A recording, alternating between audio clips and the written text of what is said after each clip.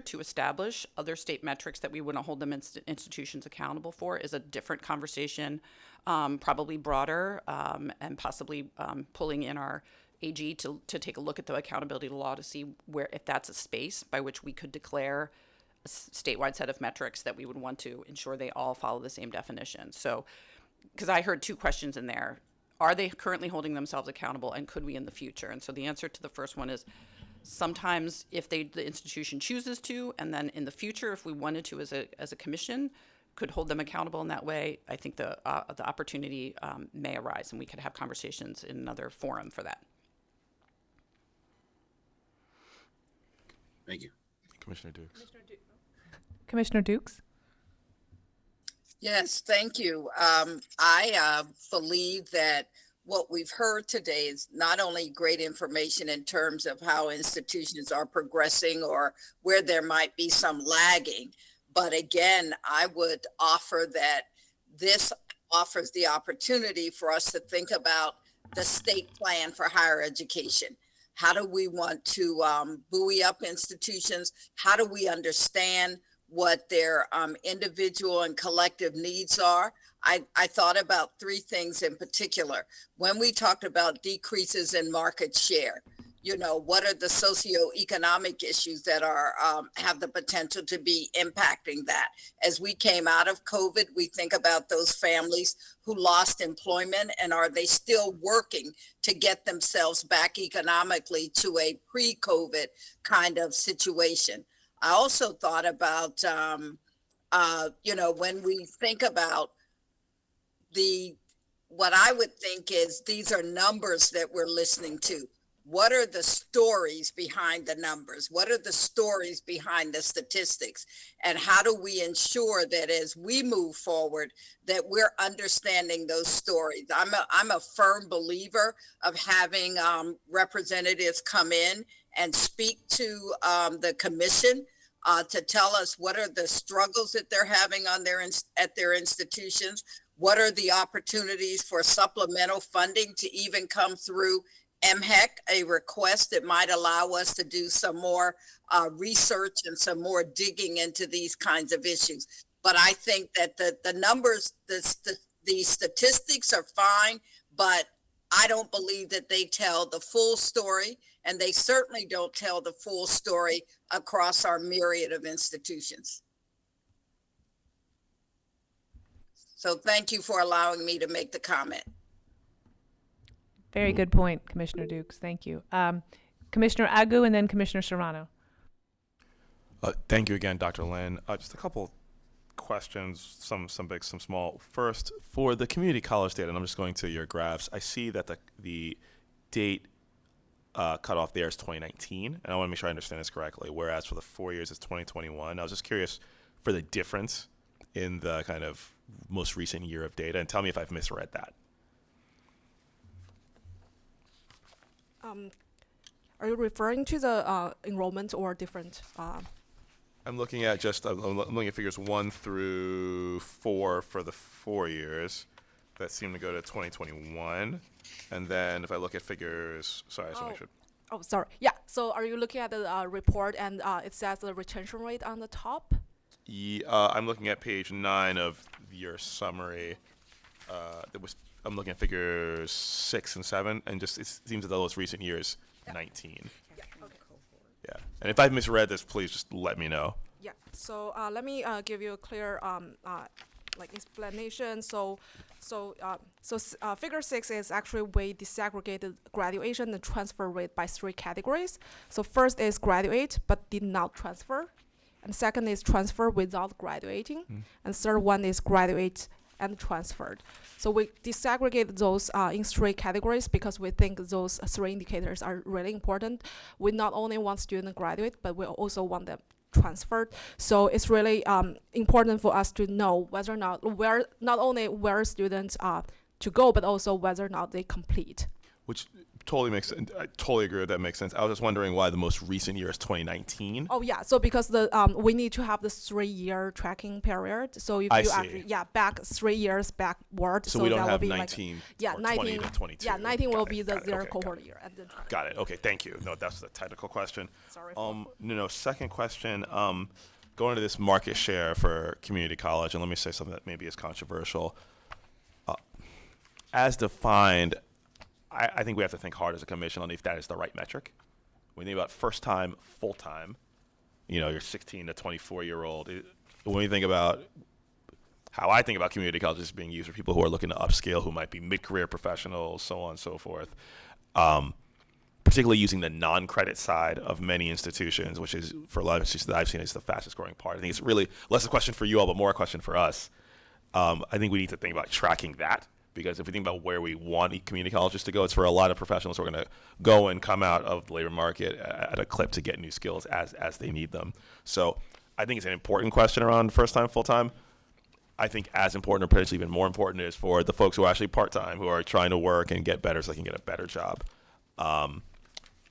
So that's just more of an editorial comment. A data question I have is, and I want to make sure I didn't miss this, for the community colleges, this is all credit enrollment. The non-credit side is not reflected here. Is that correct? So actually numbers are rebounded, but they are still behind of the benchmarks. So basically it's saying they set really high benchmarks when the years are good, and then because of the pandemic, the numbers was badly affected, and then they are still trying to recover and try to fix the gaps they gained during the pandemic. For non-credit enrollment. For non-credit, Okay, yes, number is up, but so still fall behind of the benchmarks. Cool. And then I have one last question, and this actually might be more for the chair than for our. So I'm thinking about. I just want to make sure I understand this vote that we're being asked to take. This is basically saying to the governor, this is the report as required by law. We say that this information is correct. Yes, sir. Yes, we are not commenting on our views on the performance of individual institutions. Just this is the report. It's accurate. Your characterization is accurate, as I understand it. I'm looking to our lawyers and to Dr. Dow. Yes. Okay. You're right. Okay, great. Thank you. Thank you all so much for the presentation. Thank you so much. Commissioners, Dr. Rai and then Commissioner Serrano. I think let Commissioner Serrano go first. Commissioner Serrano? So my question is a little bit kind of different. It might sound pretty naive, but I this is my third report, I think, since I've been on the commission that's gone through. And I'm just curious what the appetite is from Annapolis and from the governor's office for this report, because I just feel like, and maybe it's just me that I'm just thinking like we Dr. Lin and Dr. Schmertz do a phenomenal job of putting these data together and putting the charts together. But like, what does it lead to? Because I see quite often like Latinos and African Americans tend to be at the lowest, and it just seems to be like, well, that's what happens. And I'm like, that can't be normal. That can't. I mean, it just seems like this report comes out every year, and there's just the outrage that I see every single time that those nines are so low and the disparity is so high, and it doesn't seem to change anything. So I'm trying to think of what we can do to make this more impactful. Do we do a press statement with this? Do we all gather in front of Mhec and say, this is what we're calling on the state legislature to do? Or, I mean, I guess at that point we become an advocacy organization, but something. I just feel like it's just the numbers themselves are not calling serious action, and I think we're seeing it's just kind of business as usual, and that's what I guess it's more of a comment than it is a question. Well, Commissioner Serrano, I would never presume to speak for Governor Moore, but I think anyone who's ever met the governor or read about him in the press would know that he's extremely focused on equity and making sure that every Marylander has an opportunity regardless of circumstance. And he's, I think, very aware of historical inequities in this state. And as you know, Commissioner Serrano, this commission, as currently constituted, is extremely action-oriented in a very good way. So I feel like this is the year to take action on this report.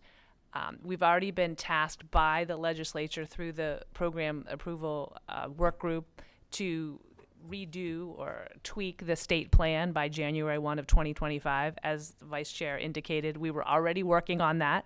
So I think this is the moment for this commission to shine a light on these issues, and not only to show the data, but to take action and figure out what we recommend as commissioners, as an agency, what we're going to do about it. I think, as Commissioner Duke said, the state plan is a good place to start. I also had some preliminary thoughts and even one-off conversations with one of my colleagues about having a statewide MHEC-driven student success symposium, perhaps later this fall, where we could look at this data and particularly look at the responses from some of the universities. I think the data is very rich. I think the crucial question is why, what are the drivers, and perhaps most importantly, what we're going to do about it as a state and what we're going to recommend as a commission. And so I would say, absolutely, Commissioner Serrano, I think these are important issues. I would think this administration thinks they're extremely important issues, and that this is our year as a commission, as an agency, to take action and to really do something about it and work with our university partners. I don't know if any of my commissioners or Dr. Rai want to add anything to that. Okay, thank you, Chair Martz, and thank you, commissioners, for your questions on this report. I think state completion goals, as we revise those goals, I think then associating performance towards those goals is the right way to go, and we'll be working very closely with institutions of higher education in developing those goals and also following up on the progress once those goals are established. I also see that these reports are shared with institutions, and I can tell you that institutions pay pretty serious attention to these reports. If you look at, we have certainly equity gaps, and those gaps are increasing. They're not decreasing, right? You see that too. But you also see that completion rate for each racial group is increasing, right? It's just that different groups are increasing at different rates, right? So that is the issue that we need to pay close attention to. The other is I think Dr. Dukes explained this very well about enrollments at community college.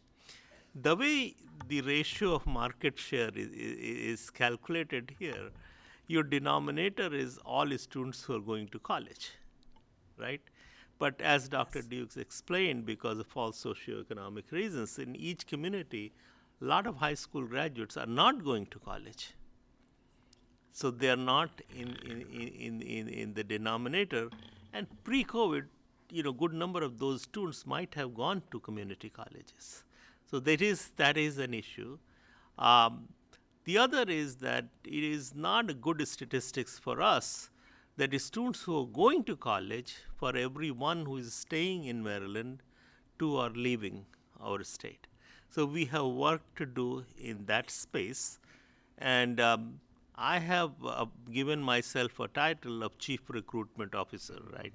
And I have urged leadership of our institutions, especially leaders at community colleges, to take very active interest in recruiting, direct interest in recruiting, making sure that the students in our communities are available, have access to community colleges, and they know what's available. They are aware of affordability, and let's make sure that our colleges are student ready, right? A lot of these students have families, full-time jobs, and they're not able to access college, and often they don't have information about the colleges. So those are the areas that I think we will work directly with institutions, and I see a lot of innovation and a lot of drive in institutional leaderships to do those things. The last thing I'll say that for this performance report, there's another part that is financial and budget part that I think we didn't see today. What % of budget is spent where, right? That is, I think, also an important thing. What % of budget goes for instruction or teaching? what percent of budget goes to institutional support, student support, student advising, those types of things, because that gives a complete story where the funding is used and is there an opportunity to make some adjustments there. Again, thank you very much for this report. It's not an easy task. I especially like the 5 questions that you asked post-COVID to all institutions to bring consistency. We have different institutions, different goals, different missions. We have to bring some statewide approach, at least some questions that are common to all institutions and some common matrix so that we can help assess progress towards the state goals.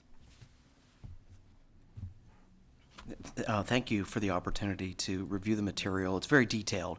I think, an observation from your report as well as the previous report on academic programs is that there's so much rich data. The question is, how do we pull it out into consumable, translating information into lessons and areas of priority and then action? And I completely agree.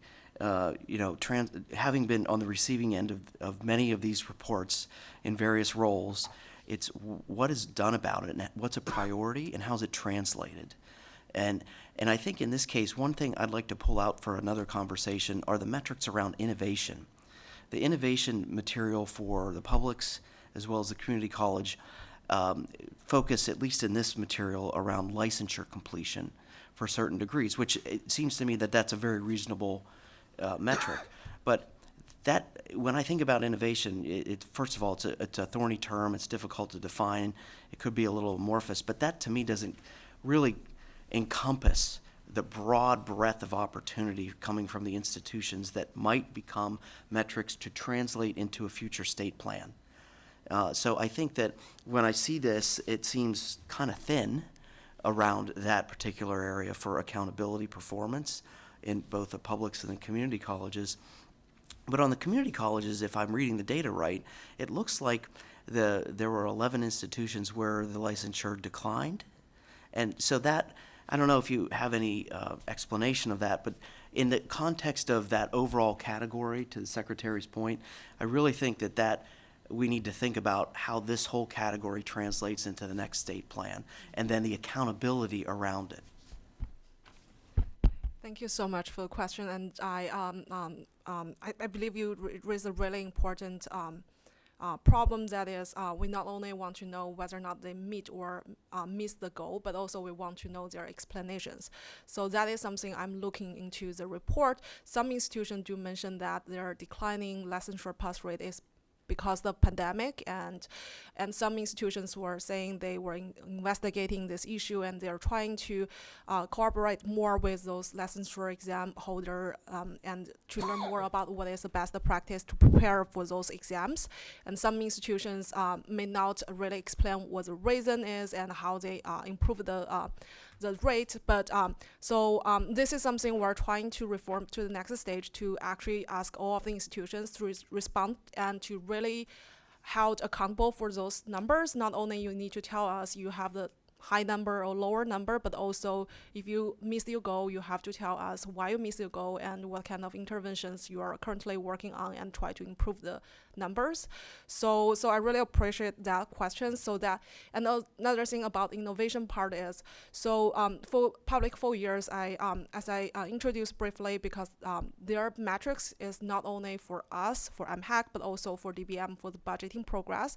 So many indicators may not be fully picked by us, but actually picked by them, and they have a full negotiation with the DBM. So it's not really easy to pick this common set of the indicators that reflect their effort in innovation.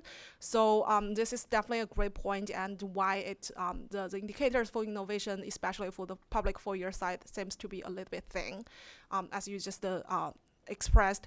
And then for the community colleges also, so even though they report all same metrics, but for innovation part, they are allowed to actually adjust those metrics according to their own priorities and missions. So for example, one institution do not report any licensure pass rate because they do not offer some program like that. And also they only, for example, if they only have 1 or 2 students prepare for the test and then pass the exam due to the time, due to the personal information protection reason, so they choose not to report. And also because they have different kind of the programs, like in compared to the public 4 years, and community colleges actually provides so many different licensure exam programs, not only nursing and teaching, but also many medical and dental and mechanical licensure exam. So basically, they all report different licensure exam pass rates. So it's also a little bit hard to actually summarize everything into a single bucket, but I agree with you. So basically, innovation is something we hope we can working better for the future cycles, and so hopefully we can better capture what they are going to do. Very good. Very good statement. Yeah, may I actually say something procedurally that I think we need to recognize? The law states that the institutions work with their governing bodies. We are a recipient of a process that is invisible to us for possibly many years. And if we were to read the law in like a storybook form, it starts with the mission, and then the mission is to drive their strategic plans, and then the state plan is woven in. And so when we update or revise the state plan, the institutions will have an opportunity in which to establish their goals. But a body that is not in this room, that is central to this, are the faculty, the leadership, and the governing bodies of every institution to determine what matters to them. So we can, again, we may have a responsibility or an opportunity as an agency to have discussions about metrics we'd like them to all do in these buckets. We could say we want these kinds of measures in innovation. But we do have to respect that the governing body plays a role before we ever get any of these. And they are officially supposed to approve the report. So the other layer of accountability that's not spoken about is that these institutions have presented to their governing bodies whether or not they have met these metrics. And they have been held accountable at that level. And so we do rely on the infrastructure as it moves up to us. Again, we're not lacking an opportunity to have discussions with them, but I did want to acknowledge that it's not our report. We do not set those metrics, and they are mapping it onto the state plan. So anyway, I just want to make that clear. This is just a procedural question I'm thinking about. Our marathon meeting, budget meeting back in September, when I think the 10 of the 11 of us were new, and we were trying to figure out kind of up from down. I'll speak for myself. As I think about that meeting coming in September, I'm going to go back to this report. and I think the questions that you asked of what are the gaps, what are you doing, what have you done, frankly, I think those are questions that I would hope would be answered before September comes and we have that next budget meeting. And to be honest, I think that should be a matter of course. We should hope to hear what has happened on improving performance on these metrics and other new ones, ideally before we're talking about expenditures for next year. That is my personal view, and I would hope it would become a matter of course for the commission. Yes, very good point, Commissioner Agu. Commissioner Thompson. Yes, thank you again for the report. And Dr. Rai, you mentioned that we don't know the reaction of the institutions. I don't know how we would get it, but it would be very, very good information for us to have in our back pocket moving forward. You know, some of the feedback that the institutions have to this report. Some of the reactions, some of the feelings about it, or anything that they may have written in response to receiving the report. I'm not implying that, I have a way in which that can happen, but it would be good to have something for feedback. I don't know if you have any thoughts on it or not, Dr. Rai, any deeper thoughts on that? Certainly. As I said, this report is shared with the institutions, and the institutions often pay pretty serious attention to this. They think about improving these numbers, and we can certainly ask for that information. And it comes to us in different reports as well, cultural diversity report and other reports. There are a lot of intersection there. So we will have that dialogue with institutions, and we will try to collect that information. And certainly Commissioner Agu's idea that at the budget meetings and all, we can have more conversations around student success. Thank you for that suggestion. Thank you. I agree with Dr. Rai. In my dealings with the institutions of higher education, all of them are focused on eliminating equity gaps, and almost all of them have established goals in their strategic plans. I think what this group can help with, getting back to what my colleagues have been saying, is how to make this very rich data actionable. And that's why we come back to Commissioner Duke's idea of the state plan and incorporating this data and these ideas into the state plan, but also this idea of a statewide symposium. In my day job working with institutions of higher education in this state, there are some institutions with respect to graduation and retention who have programs that work. And so we have some of the answers within our own state where we can learn from each other through the university system, through Morgan State, through St. Mary's, through the private institutions, through the community colleges. There are programs that work with respect to driving up retention and graduation rates. And when I look at your report, Dr. Lin, and your first prompt is, what are your largest long-term equity gaps that exist in student access, success, and innovation? And the summary answer is, gaps in student success, such as retention and graduation, are the most mentioned equity gaps. There are some institutions in this state who are doing this work well. There are also institutions across the country that are doing this well. And one particular institution that stands out is Georgia State University. For those who are in the industry and have read about Georgia State, they have done phenomenal work. And I've actually been in touch with one of the architects of that work in Georgia State to talk with him preliminarily about bringing some of his lessons learned here to Maryland. So, I'm going to ask my fellow commissioners indulgence, and Dr. Rai and his team indulgence, to pursue this idea a little further of having an Mhec-led statewide symposium where our institutions of higher education can learn from each other, but then also can learn from best practices across the country, such as from Georgia State. Commissioner Dukes. And if I could just add some commentary to that, the one thing I think we all have to remember is that not all institutions are the same, even if they are within the same category. If they're 4-year, if they're 2-year, they're not all the same. The resources are significantly different.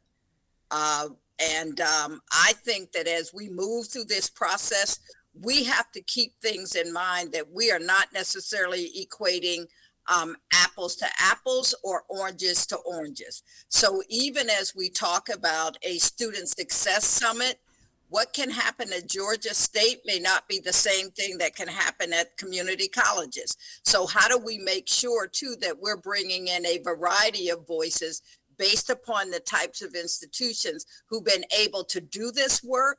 And then where does Mhec's responsibility lie in terms of funding? I think that's a very good point.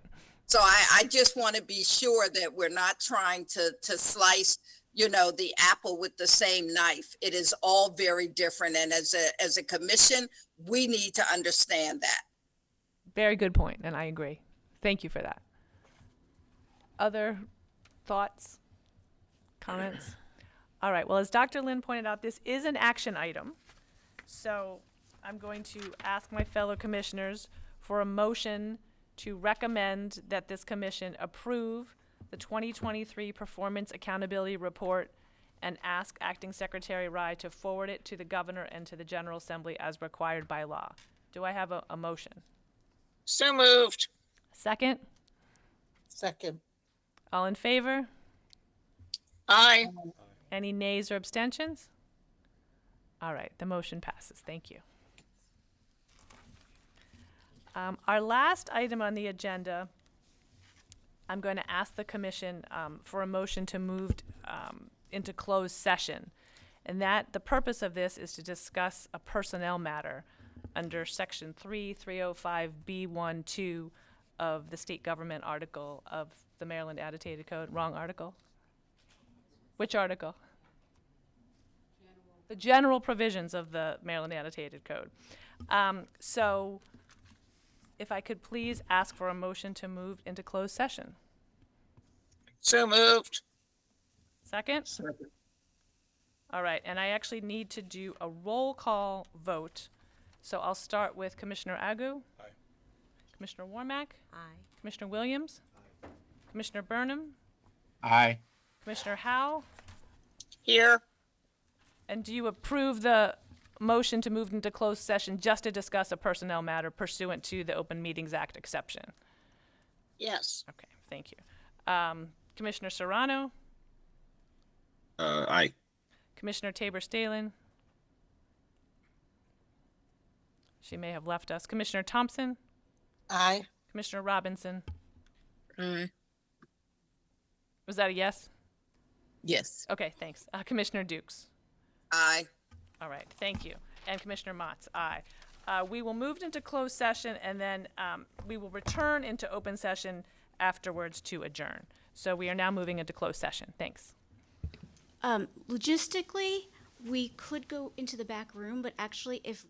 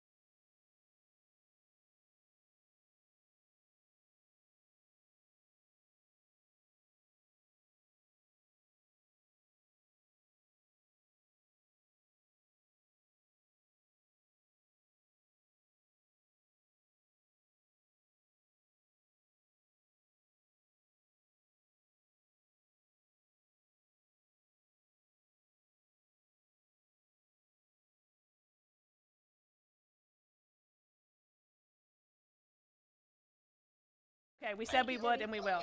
Get back on the Zoom, on the Google Meet, please. Thank you. Sorry. Oh, boy. Got it, we got done, right? This is too much from a volunteer job. What a great solution. Yeah, it was your idea. Good one.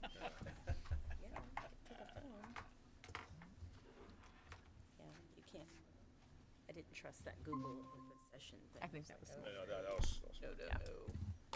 Not that- All right, thank you to my fellow commissioners for jumping back on the public meeting. Are we live on YouTube, Ms. Eng? She's gonna check. We can't hear you, Madam Chair. Oh, thank you. Okay, wow. As soon as they can hear you. All right, can you hear me now, Dr. Burnham? No. Oh, We no, still my can't hear you. microphone's on. Can you hear me now? Is it No, mute? there's no sound from, I think we're muted. I think we're muted, Chair Debbie. Motz, Oh, yeah, I see it. I think Yes, she's on mute. he's the- apparently. someone just needs to click that Yeah, red button. There right we go. from there. It was there. All right, can you hear us now? Yes. Yes. Thank you, fellow commissioners. All right, and are we back online? Yes. Ms. Ing? Okay, so I would ask for a motion to go back into open session. So moved. Second? Second. Second. All in favor? Aye. Aye. Aye. Any nays or abstentions? All right, thank you, fellow commissioners. We have concluded our personnel matter that was in closed session. We are now back in open session. We are now at the end of our agenda, so the only order of business is to adjourn the meeting. Is there a motion to adjourn? So moved. Second? Second. Second. All in favor? Aye. Aye. Any nays or abstentions? All right, the ayes have it. The meeting is adjourned. Thank you all. See you in a month's time. Thank you for your public service. Thank you so Have a much. good Bye. afternoon. Thank you too, thanks.